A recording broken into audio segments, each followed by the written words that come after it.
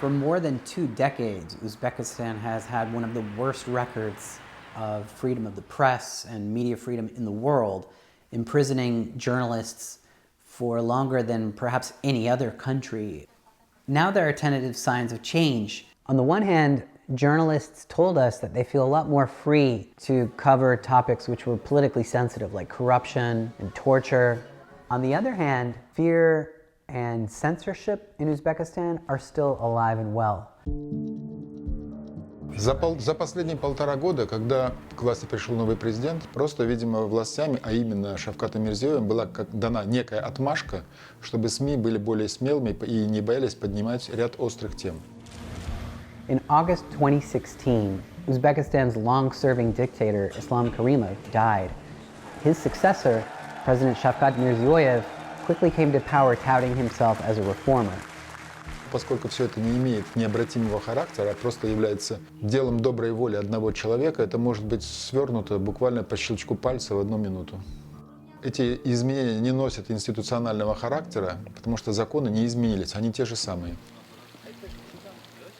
One case that really illustrates the ambiguity of the situation for journalists, writers, is the case of Nurullo Ataxonov, one of Uzbekistan's most well-known authors.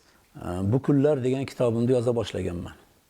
Hatto ba'zilar endi buni teskari talqin qilishdi, davlatga qarshi, davlatga emas. He was forced to flee Uzbekistan and took up living in Turkey in exile.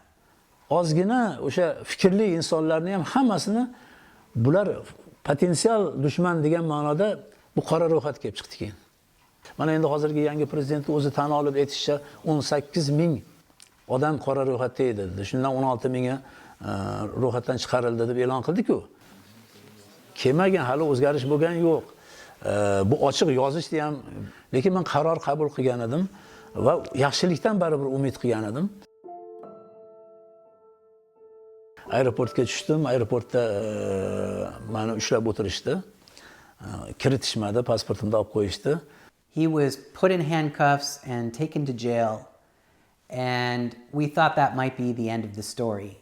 But what happened in this case is very interesting. The president seems to have intervened, and Ataxonov was released from detention, which to some degree shows that times may be changing. But on September 27th, authorities also detained another independent journalist, Bobomurod Abdullayev. His case represents the darkest and the worst aspects of Uzbekistan's human rights record. Это у меня муж Бобомурод Абдуллаев Кадырович, он вообще честный человек. Нам до сих пор не ясно, о чем идет речь, почему его задержали. Abdullayev was stripped naked. He was made to stand up and not sleep or even sit down for 6 days. He was beaten on his left hand, and the pain became so great that he cried out to his torturers, "Please, won't you just at least beat me on the other hand?" And when he said that, the answer was, "We need your right hand so you can sign your confession." Во-вторых, я хотела сказать, уважаемый Шавкат Мироманович, мой муж не преступник. Он именно такой журналист. Я думаю, что он вам нужен, как вода и воздух. Both the case of Nurullo Ataxonov and Bobomurod Abdullayev are real tests for the freedom of speech in Uzbekistan. Ataxonov is still facing extremism charges which could land him in prison for up to 20 years. Abdullayev has been in prison for months, and no matter what happens with his trial, his torture leaves a serious stain on Uzbekistan's human rights record.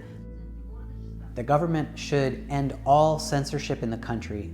They should also immediately and unconditionally release all journalists behind bars and stop prosecuting reporters simply for doing their job.